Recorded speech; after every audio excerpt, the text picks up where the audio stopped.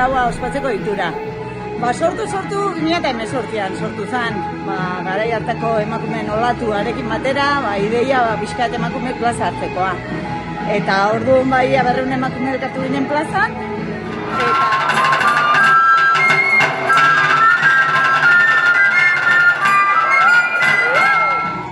Esan genezake Euskal Herrian pixka bat galtzen ari den zerbait dela, berriz bueltan dator, pandemia garaiarekin ere, ez dakit. Hori, bai, erronka hori da pixka bat, ez?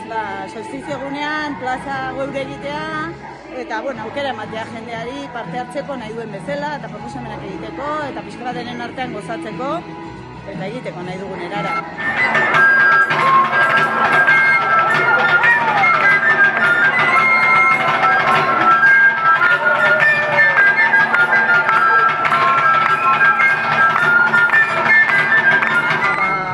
Bateko burukoak, Euskal emakumeen burukoak egiteko.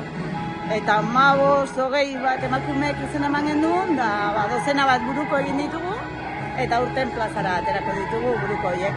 Argi zuziak eramango dituzten pertsonek buruko eramango ditugu.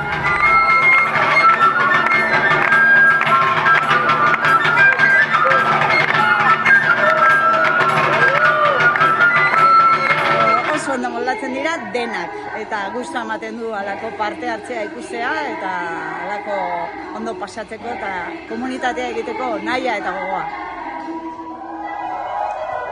Eskerrik asko.